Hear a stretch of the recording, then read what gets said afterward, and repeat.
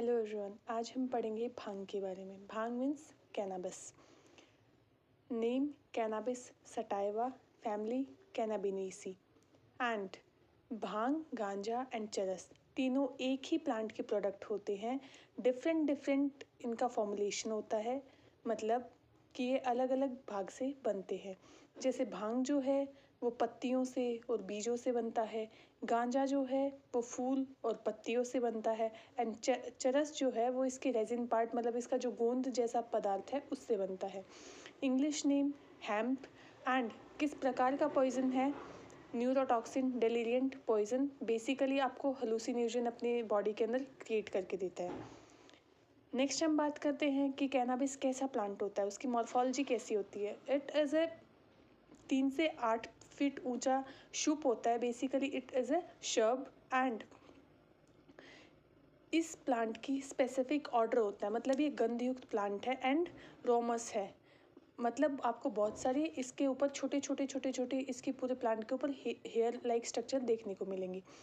अगर हम इसकी पत्तियों की बात करते हैं, आप पिक्चर के अंदर देख सकते हैं इसकी जो पत्तियां हैं वो पामेटली कंपाउंड लीफ है। आपने पढ़ा होगा कि 2 प्रकार की कंपाउंड लीफ होती है, pinnately compound and palmately compound. तो आपको ये हथेली नुमा दिखेंगी, means it is palmately compound leaf. And ये बहुत सारी लीफलेट होती है इसके अंदर, मतलब बहुत सारे खंड के अंदर होता है। जैसे आपके पाम के अंदर 4 फिंगर 1 थंब होता है, उसी प्रकार से ये लीव्स होती है। इस पत्तियों के अंदर भी इसका 2 प्रकार का अरेंजमेंट होता है। नीचे की साइड में आपको 3 से 8 पत्तियों का खंड मिलेगा, ऊपर की साइड में आपको 1 से 3 पत्ती का खंड मिलेगा, जो कि अल्टरनेट वेरिएशन के साथ, अल्टरनेट अरेंजमेंट के साथ में मिलेगा। नेक्स्ट हम बात करते हैं इसके फल के बारे में। जो फल है, मतलब इसके अंदर जो पौधा है उसके अंदर फूल भी रहता है और बीज भी लगते हैं। तो जो फूल वाला पार्ट मैंने आपको बताया कि गांजा बनता है, एंड पत्तियों से और बीज से हमारे पास भांग बनती है।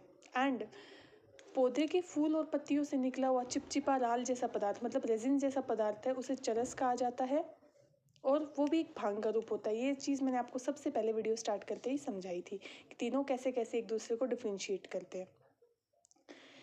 नेक्स्ट आप इस पौधे की इमेज देख सकते हैं इस फोटो के अंदर कि ये एक आपको छोटा सा शुप जैसा प्लांट दिखाई दे रहा है।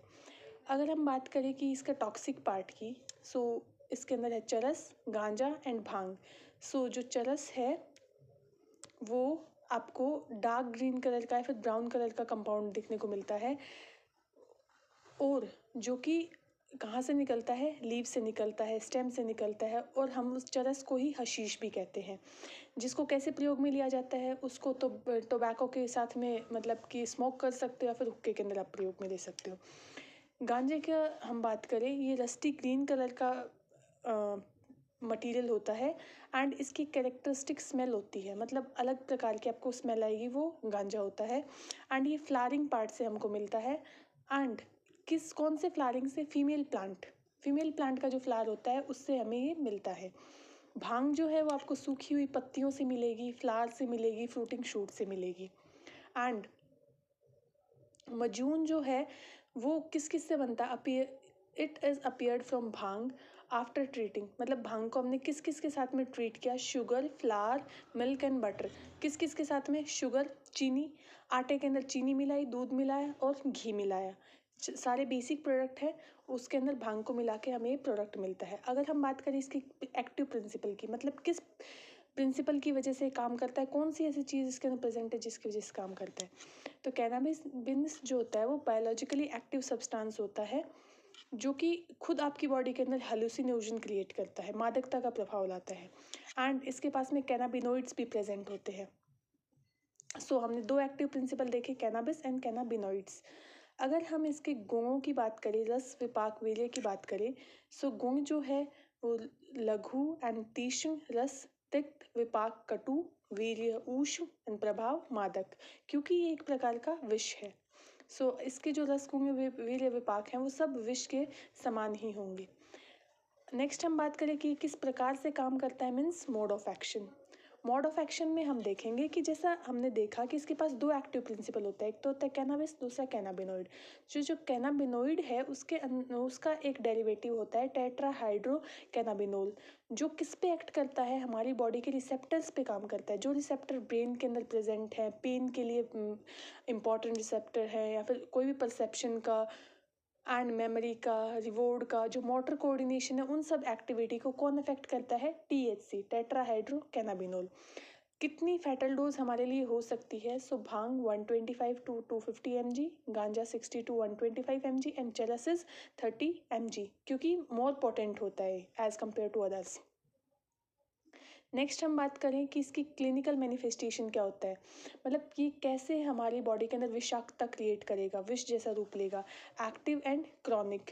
सबसे पहले हम देखेंगे एक्यूट के अंदर क्या होता है कि हमने थोड़ा सा अमाउंट में अगर इंटेक किया तो हमें अच्छा लगेगा, हम ज़्यादा बात करेंगे, हमारी भूख बढ़ेगी एंड वो खाने को भी हम इंजॉय करेंगे, और थोड़ा थोड़ा करके हमारी किस किस एक्शन में प्रभाव आने लगेगा, मेमोरी के अंदर, रिएक्शन टाइम के अंदर, मोटर कोऑर्डिनेशन के अंदर, या फिर अटेंशन के अंदर। अगर हमने लार्ज डोज में लिया तो सबसे पहले एंजाइटी होगी, फिर कन्फ्यूजन होगा, फिर डिल्यूजन होगा। ओके, नेक्स्ट हम बात करते हैं, आप एसिड से इसे लर्न कर सकते हो, आई जहाँ पे एब्सेंट है, ACID से, कि anxiety, confusion and delusion. Next हम बात करते हैं कि स्टेज ऑफ नेक्रोसिस, मतलब जहाँ पे आपको बहुत ज़्यादा दिक्कतें स्टार्ट होंगी, कन्फ्यूजन, ड्राउजीनेस, या फिर dilated प्यूपिल, deep sleep, wake without depression, really browsing, collapse and death. Next हम बात करते हैं कि जब हमने इसको क्रॉनिक में लिया तो क्या प्रभाव होगा। इसके अंदर हमें क्या है कि सबसे पहले हमारा जो सोशल डिज़ायरेबल गोल है उनके ऊपर दिक्कत आएगी। फिर आता है साइकोटिक डिसऑर्डर, या फिर प्री सिक्यूटरी डिल्यूजन, ऑडिटरी विजुअल हेलुसिनोजन, मतलब आपको ऐसा प्रतीत होगा कि आपको कोई आवाज़ें लगा रहा है, जैसे कि आपको कोई बोल नहीं रहा होगा, या फिर आपको कोई दिखाई दे रहा है जो आपके पास आसपास कोई प्रेजेंट नहीं होगा फिर भी, या फिर आपको पुरानी बातें रह रहा है कि याद आ रही होंगी, कुछ ऐसा। देन होगा डिज़ायर टू कमिट मर्डर या फिर सुसाइड, या फिर तो आप किसी का मर्डर करेंगे या फिर खुद सुसाइड कर लेंगे। ऐसी सिचुएशन आपकी बॉडी के अंदर भांग का अति प्रयोग करने पे क्रिएट होती है। अगर हम बात करें इसके एंटीडोट की, कुपीलू सत्व, मतलब कि आप कुचला के सत्व का प्रयोग कर सकते हैं। पोस्टमार्टम अपीयरेंस में आपको एक्सटर्नल और इंटरनल दो साइन देखने को मिलते हैं। एक्सटर्नल में specific sign except sign of asphyxia like cyanosis, आपको बहुत स्पेसिफिक साइन दिखेंगे, लाइक कैसे, साइनोसिस जैसे कि आपकी बॉडी के अंदर ब्लूइशनेस क्रिएट होगी। इंटरनल में आपको एस्फेक्सिया देखने को मिलेगा, जहाँ पे इंटरनल ऑर्गन कंजेशन भी देखने को मिल सकता है, और सबसे इंपॉर्टेंट है राइट चैम्बर ऑफ हार्ट का एनलार्जमेंट होना। नेक्स्ट हम बात करते हैं इसके मेडिको लीगल केस की।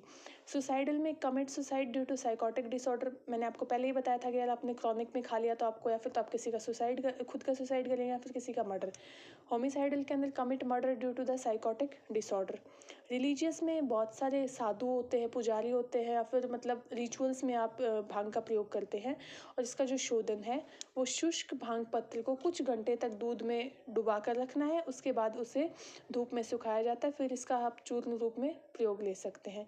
इस वीडियो में हमने कंप्लीट भांग को कवर किया, मैंने आपको मोस्ट ईजी वे में समझाने की कोशिश की। I hope you like my video, so please like, share and subscribe. Thank you for watching.